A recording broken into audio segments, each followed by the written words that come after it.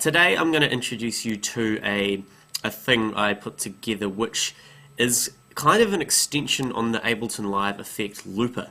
So the looper is this effect in Live, which is this thing made for real-time looping, where people can do real-time audio looping through a microphone, or you can use synths if you want, and it's made for doing it on the fly with a foot pedal or a quick push of a button.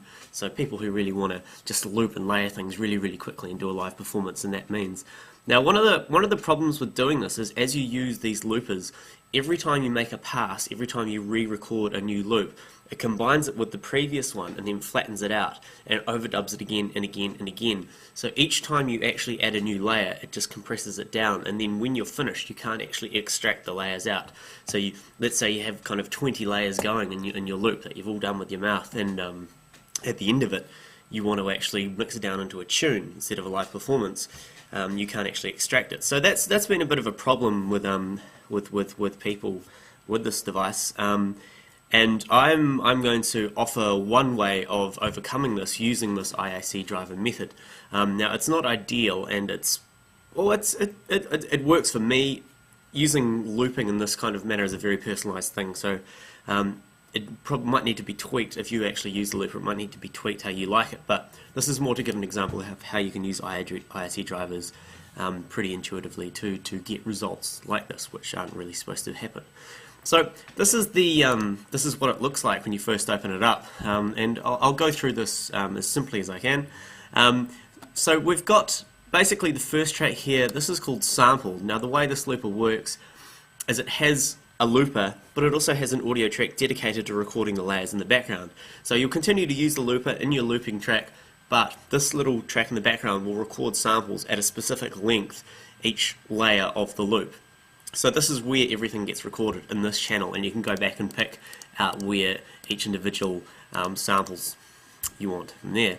Over here in this group we have a group called looper. This simply has 3 tracks, each with a looper on it. We've got 1 bar, 2 bars, 4 bars, and this is because I've put 3 different lengths of looper here. I mean, you can have as many as you want in here. You can change the length to anything you want, but for now we've got a 1 bar. You see it will record for 1 bar, 2 bars, and then 4 bars.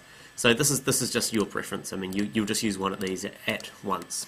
So that's all good. So that's where the actual looping happens. Now over to the next group. This is where the IAC stuff comes in. This is the interesting part. If I open up the triggers group, you'll see we have another 3 tracks.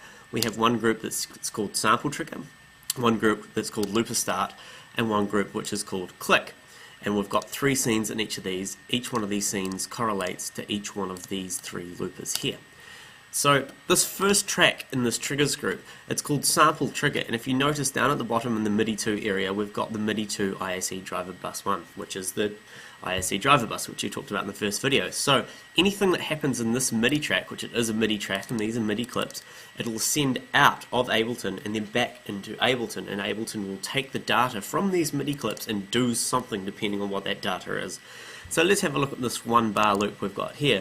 If we look, okay, we've double clicked it, we've opened it up. It's a pretty simple MIDI clip, and we'll see we go chromatically. There's a note every single bar from C3 up, all the way up. So it goes chromatically up. If I just zoom in a bit so you can see that a bit better. So we've got C3, C sharp, D, D sharp on each bar. There's bar 2, there's bar 3, there's bar 4. Each bar a new note chromatically upwards, and this goes up and up and up until we hit, what do we got up the top here? This would be D sharp 8. The reason it's D sharp 8 is because I've just done this 64 times just to keep it in a nice kind of mathematically structured way. So there's 64 different notes in between this C and this D sharp up here, and they go on each bar. So that's interesting. So if I was to play this, it would send the notes out.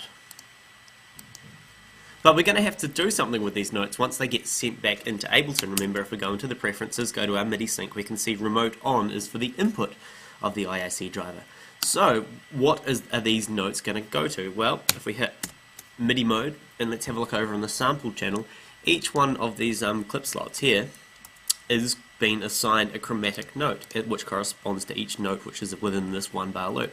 So when this sample trigger loop bar 1 plays C3, it's going to record that one. When it played C sharp, it's going to record that one, and so on, down and down and down until we get to the 64th one, which is the D sharp 8.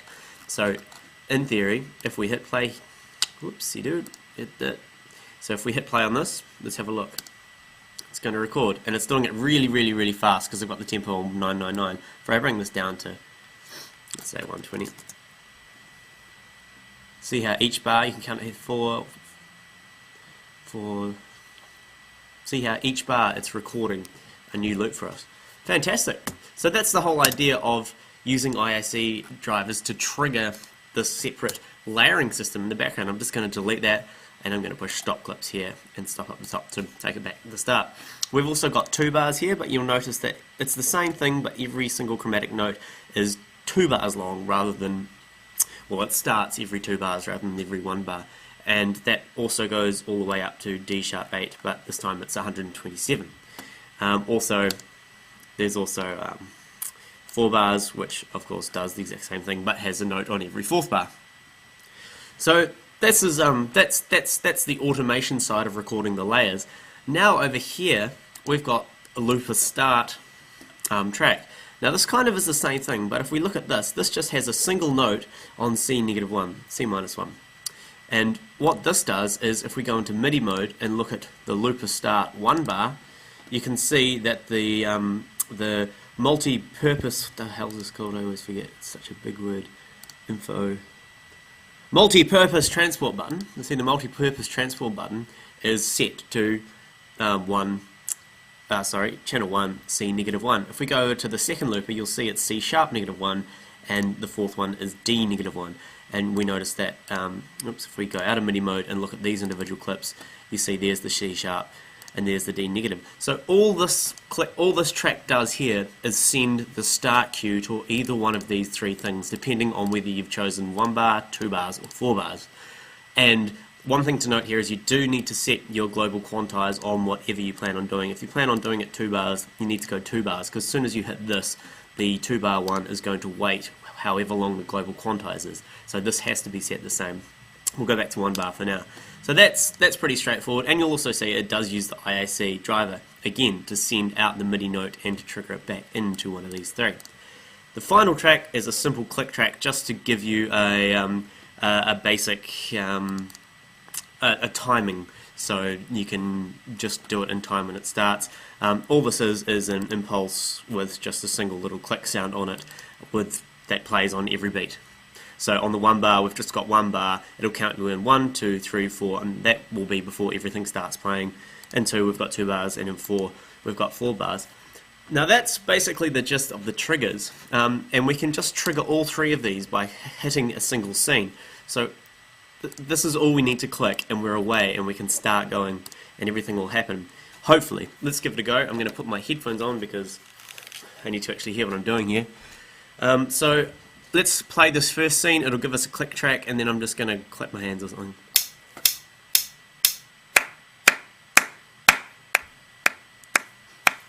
See how the 1 bar looper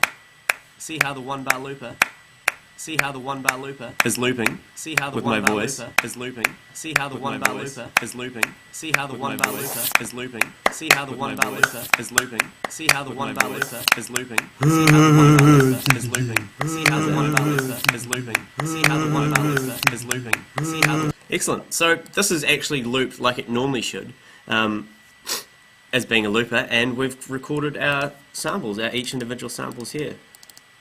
There's me being stupid. Here's the click, and so on. And this will keep going all the way up until 64. So now, once we're finished, we can go back and we can extract the things that we actually liked about that little jam session we had.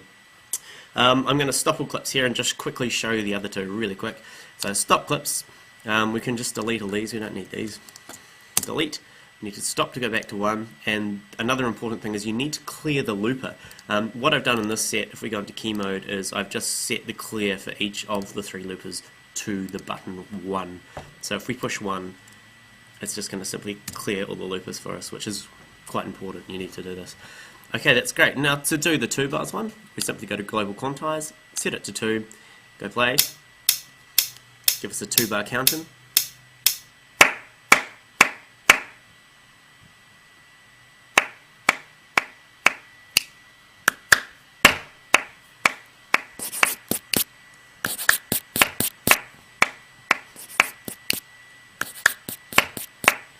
You can probably tell I'm not fantastic at doing this whole could be on thing. Very cool. And the fourth one, let's just do it again. Stop, stop, hit the 1 key, and we'll go to 4 bars and go play. It'll give us quite a long count in.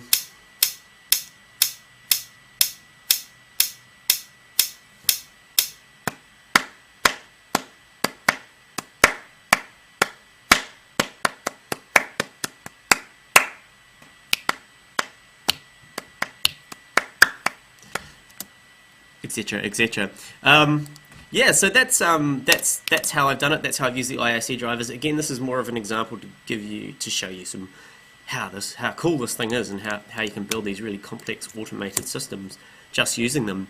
Yeah, and I mean you can tone this into any way you want. I've just done this how I like it. I mean, you may have various different ways of using the looper, or dreams of ways of using the looper which you didn't think were possible, but you can probably achieve them with doing this. Cool, so that's all I'm going to say on this one. You can go and you can download this live set here at my website, tomcosm.com. Go grab it, have a play with it yourself, and make sure you watch the next one. We're going to get even more deeper into IAC drivers. Cheers, thanks.